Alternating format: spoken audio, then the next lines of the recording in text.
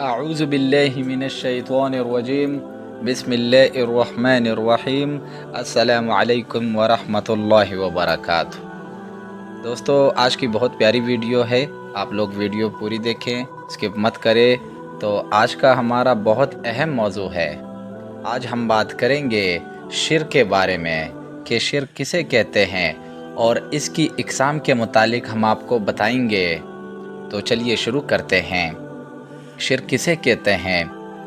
عقیدہ توحید انسان کا سب سے پہلا عقیدہ ہے۔ شرک اور اس کی تمام اقسام بعد کی پیداوار ہے۔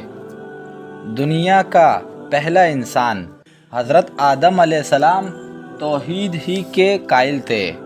پہلے انسان حضرت آدم تھے جو اللہ کے پہلے نبی اور رسول تھے۔ آپ نے اپنی اولاد کو بھی اس عقیدے کی تعلیم دی، مگر جیسے جیسے آبادی میں اضافہ ہوتا گیا اور لوگ ادھر ادھر بکھرنے لگے تو آہستہ آہستہ لوگوں نے سچی تعلیمات کو بھلا دیا اور گمراہی کا شکار ہو کر ایک خدا کے بجائے کئی خدا ماننے لگے اور اللہ کے ساتھ انہیں بھی معبود بنا لیا۔ ان لوگوں نے جس چیز کو ہیبت ناک دیکھا اس سے ایسے خوفزدہ ہوئے کہ اسے دیوتا سمجھ لیا اور اس کی پوجا پاٹ شروع کر دی۔ اسی طرح انہوں نے آگ کا دیوتا، سمندر کا دیوتا اور آندھیوں وغیرہ کے دیوتا کے لیے دوسری طرف جن چیزوں کو بہت نفع بخش پایا ان کی بھی پوجا شروع کر دی۔ گائے وغیرہ کی پوجا اسی وجہ سے شروع ہوئی۔ ان لوگوں کی ہدایت کے لیے اللہ نے یک کے بعد دیگرے کئی پیغمبر بھیجے جنہوں نے لوگوں کو توحید کا بھولا اور درس دیا اور شرک کی مذمت کی۔ ارشاد باری تعالیٰ ہے وَإِلَٰهُكُمْ إِلَٰهٌ وَاحِدٌ لَا إِلَٰهَ إِلَّا هُوَ، سورہ بقرہ کی آیت ہے۔ ترجمہ: اور تمہارا معبود خدائے واحد ہے، اس کے سوا کوئی معبود نہیں۔ اور دوستو، شرک کے لغوی معنی۔ شرک کے لغوی معنی حصہ داری، ساجھا پن اور شراکت کے ہیں۔ دین کی اصطلاح میں شرک کا مفہوم یہ ہے کہ اللہ کی ذات، صفات اور صفات کے تقاضوں میں کسی کو اس کا حصہ دار اور ساجی ٹھہرانا۔ قرآن پاک میں شرک کو بہت بڑا ظلم قرار دیا گیا ہے۔ اللہ تعالیٰ پر فرماتا ہے ان الشرک لظلم عظیم، سورہ لقمان کی آیت ہے۔ بے شک شرک بہت بڑا ظلم ہے اور مشرک کی بخشش نہ ہوگی۔ ایک اور جگہ ارشاد ہے ان اللہ لا یغفر ان یشرک بہ ویغفر ما دون ذلک لمن یشاء۔ ترجمہ: بے شک اللہ اس بات کو نہیں بخشتا کہ اس کے ساتھ شرک کیا جائے اور اس سے کم تر جو گناہ بھی ہو جس کے لیے چاہتا ہے بخش دیتا ہے۔ اللہ تعالیٰ ہی کو منم حقیقی سمجھا جائے اور خلوص دل سے اس کا شکر بجا لیا جائے۔ یہ شکر صرف یہی نہیں کہ زبان سے یا اللہ تیرا شکر ہے کہہ دیا جائے، بلکہ اس کی حقیقی صورت یہ ہے کہ اپنی عبادت بندگی کا رخ صرف اللہ تعالیٰ کی ذات کی طرف پھیر دیا جائے اور غیر اللہ کی عبادت و بندگی کا عمل اپنی اولاد، روزگار، صحت اور دیگر مسائل کو انسانوں کے سامنے اسے عاجزی اور امید سے پیش کرتے ہیں جس کا صرف اور صرف اللہ تعالیٰ حقدار ہے۔ انسان کی اس کمزوری کو اللہ تعالیٰ نے یوں بیان فرمایا وَاتَّخَذُوا مِن دُونِ اللَّهِ آلِهَةً لَعَلَّهُمْ يُنصَرُونَ لَا يَسْتَطِيعُونَ نَصْرَهُمْ وَهُمْ لَهُمْ جُندٌ مُحْضَرُونَ۔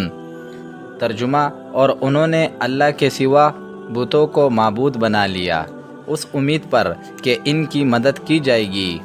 وہ بت ان کی مدد کی قدرت نہیں رکھتے اور یہ کفار ان بتوں کے لشکر ہوں گے جو حاضر کر دیے جائیں گے۔ دوسری جگہ ارشاد فرمایا امن ھذا الذی یرزقکم ان امسک رزقہ۔ ترجمہ: بھلا کوئی ایسا ہے جو تمہیں رزق دے سکے اگر اللہ اپنا رزق روک لے؟ پیارے دوستو، تو ابھی میں آپ کو شرک کی اقسام بتاتا ہوں۔ شرک کی 3 اقسام ہے جو مندرجہ ذیل ہے۔ اس کا مفہوم یہ ہے کہ اللہ تعالیٰ کی حقیقت میں کسی دوسرے کو حصہ دار سمجھنا۔ اس کی ایک صورت یہ ہے کہ کسی دوسرے میں یہی حقیقت مان کر اسے اللہ تعالیٰ کا ہمسر اور برابر سمجھنا، اور دوسری صورت یہ ہے کہ اللہ تعالیٰ کو کسی کی اولاد سمجھنا یا کسی کو اللہ تعالیٰ کی اولاد سمجھنا، کیونکہ والد اور اولاد کی حقیقت ایک ہی ہوتی ہے۔ لہٰذا جس طرح 2 خداؤں یا 3 خداؤں کو ماننا شرک ہے، اسی طرح کسی کو اللہ تعالیٰ کا بیٹا یا بیٹی سمجھنا بھی شرک ہے۔ اللہ تعالیٰ فرماتا ہے: لم یلد ولم یولد ولم یکن لہ کفوا احد۔ ترجمہ: نہ اس سے کوئی پیدا ہوا اور نہ ہی وہ پیدا کیا گیا اور نہ ہی اس کا کوئی ہمسر ہے۔ صفات میں شرک، اس کا مفہوم یہ ہے کہ اللہ جیسی صفات کسی دوسرے میں ماننا یا تصور کرنا، اور اس جیسا علم، قدرت یا ارادہ کسی دوسرے کے لیے ثابت کرنا، کسی دوسرے کو ازلی و ابدی سمجھنا یا کسی دوسرے کو قادر تصور کرنا، یہ سب شرک ہے۔ ارشاد ربانی ہے: لیس کمثلہ شیء، اس جیسی کوئی چیز نہیں، کیونکہ ہر چیز اللہ تعالیٰ کی محتاج ہے۔ جس میں جو صفت پائی جاتی ہے وہ اللہ کی عطا کردہ ہے، جبکہ اللہ کی تمام صفات ذاتی ہے، کسی کی عطا کردہ نہیں۔ اللہ تعالیٰ عظیم صفات کا مالک ہے۔ ان صفات کی عظمت کا تقاضا یہ ہے کہ صرف اسی کی عبادت کی جائے اور اس کے سامنے پیشانیاں جھکائی جائیں، یعنی سجدہ کیا جائے۔ حقیقی اطاعت، محبت کا صرف اسی کو حقدار سمجھا جائے، اور یہ ایمان رکھا جائے کہ وہی کارساز ہے۔ اقتدار اعلیٰ صرف اسی کے ہاتھ میں ہے۔ اس کے قوانین پر عمل کرنا بہت ضروری ہے، اور اس کے قوانین کے مقابلے میں کسی کا قانون کوئی حیثیت نہیں رکھتا۔ ایک اور جگہ ارشاد ہے: وَمَن لَّمْ يَحْكُم بِمَا أَنزَلَ اللَّهُ فَأُولَٰئِكُمْ هُمُ الْكَافِرُونَ۔